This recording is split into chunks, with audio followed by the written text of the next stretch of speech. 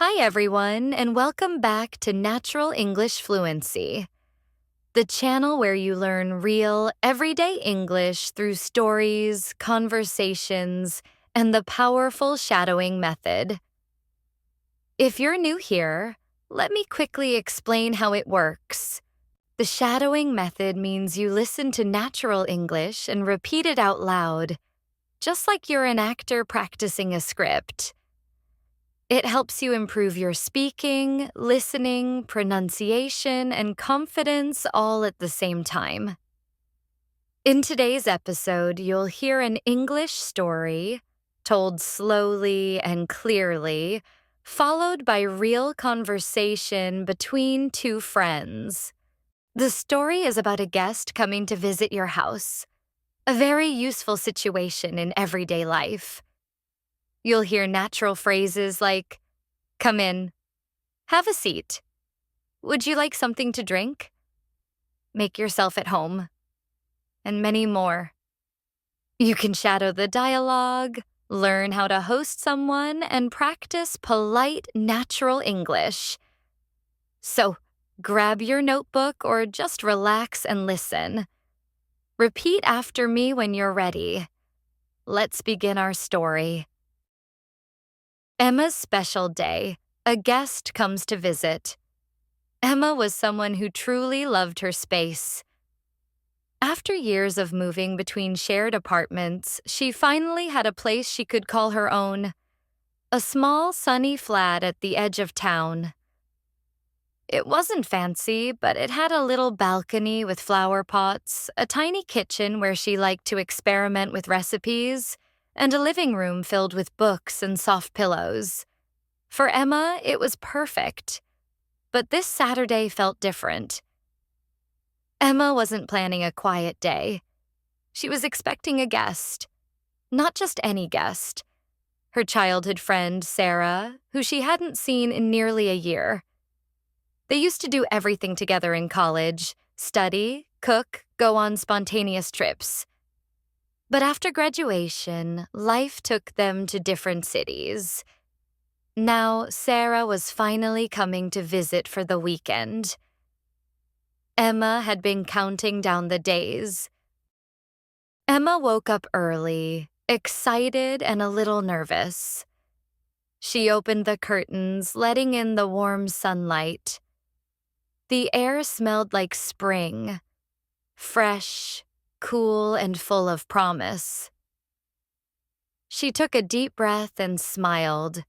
Emma, thinking to herself, Okay, I've got this.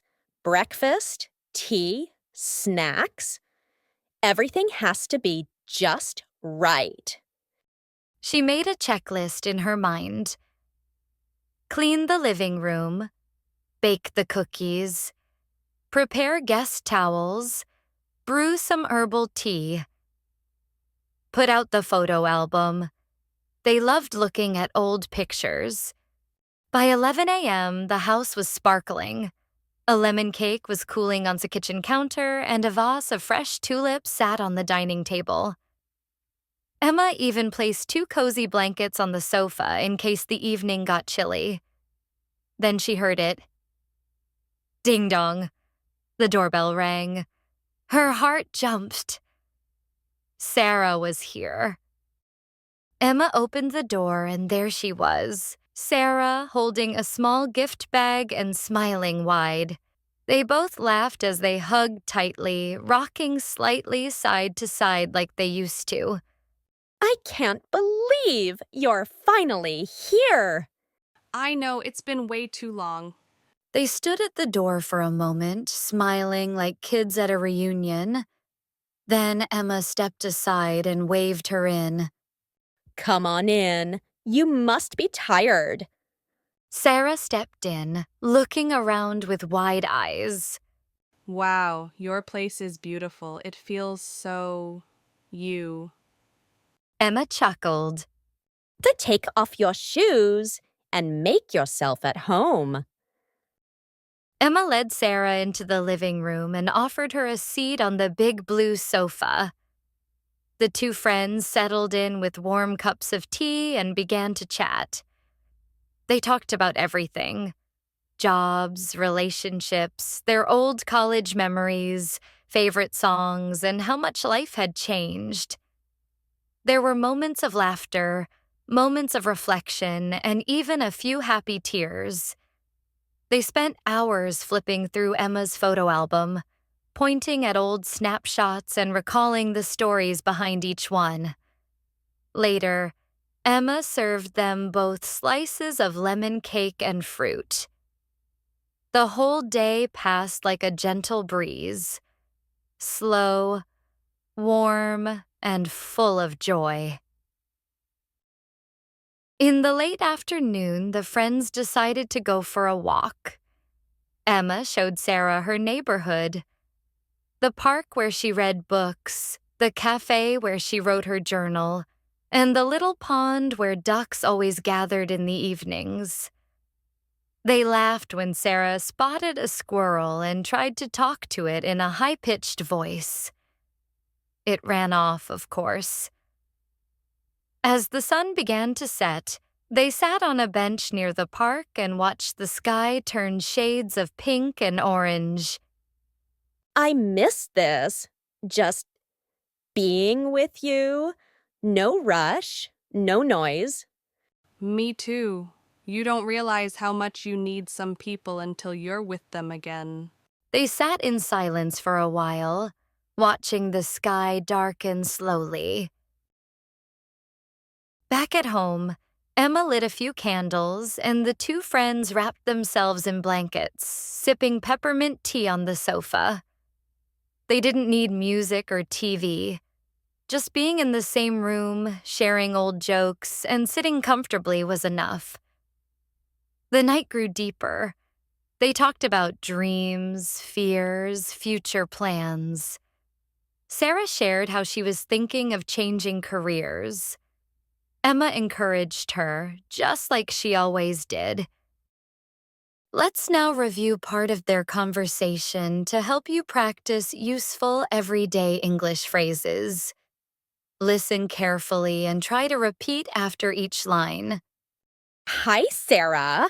I'm so glad you made it. Hey, Emma, it's so good to see you.